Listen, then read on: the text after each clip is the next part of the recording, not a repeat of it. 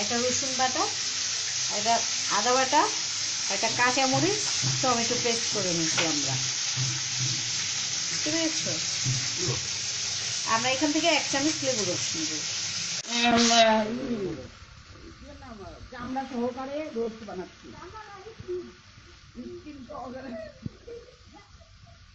Roast করছি, এটা নতুনত্ব রোস্ট। আরেকটু লাল হবে, তারপরে এটা নামাই। এটা কি ভাজা হয়েছে না বাদামি রং হয়েছে, তখন এখন উঠানো হয়েছে। তেল দেওয়ার পরে এর ভিতরে একটা তেজপাতা ফেলে দিলাম।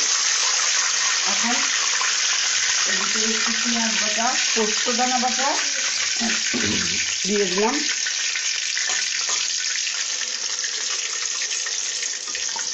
টেবিল চামচের 2 চামচ ভরা পেঁয়াজ বাটা, পোস্ত দানা বাটা,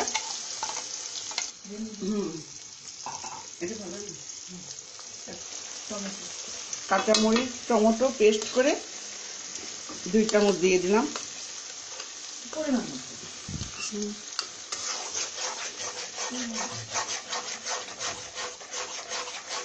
এটাকে ভালো করে কষাতে হবে,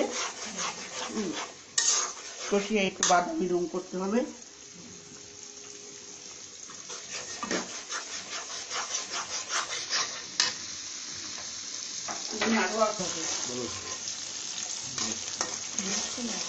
বলো। তারপরে 2 চামচ আদা বাটা দিলাম, 2 চামচ আদা বাটা দিয়ে দিলাম পরিমাণ মতো। পরিমাণ কত? 1.5 চামচ রসুন বাটা দিয়ে দিলাম। এটাকে ঠিক করে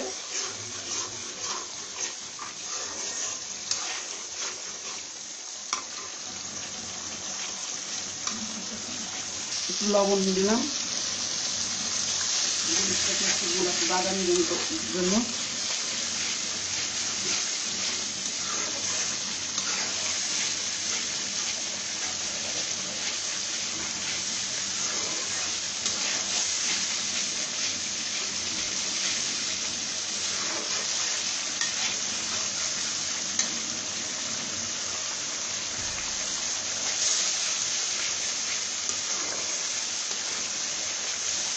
মিশানো আছে, যেমন জয়ফল, জয়ত্রী, তারপরে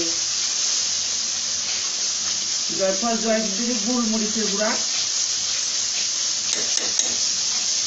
তারপরে একটু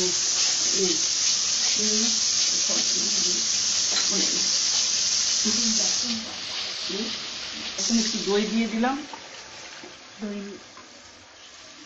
লেবুর রস,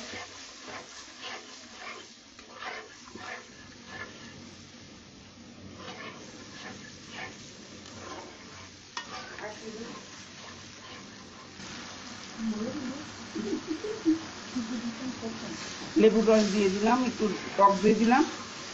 দেওয়ার পরে এটাকে ভালো করে কষিয়ে নিয়ে 5 মিনিট লাগবে এটাকে কষাতে।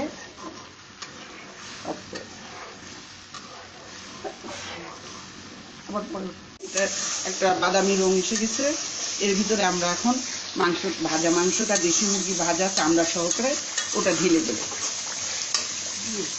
এটা আমরা এখন ঢেলে দিলাম। ঢেলে দেওয়ার পরে একটু নাড়াচাড়া করবো।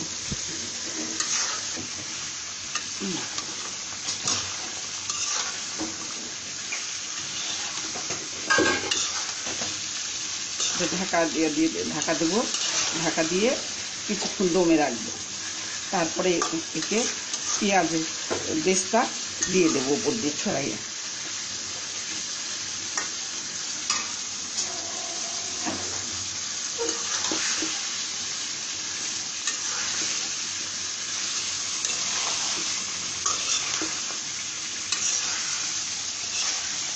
বাহাদুর শাক করে দেবেন।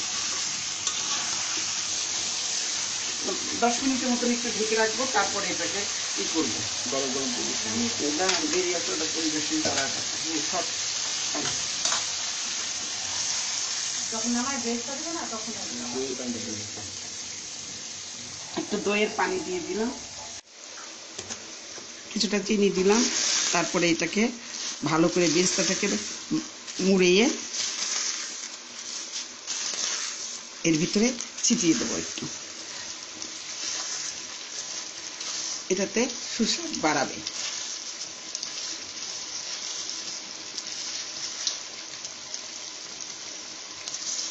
এইভাবে ছিটিয়ে দিতে হবে। কিছুক্ষণ পরে এটাকে একটা উল্টানে দিতে হবে, এটা মিশে যায়,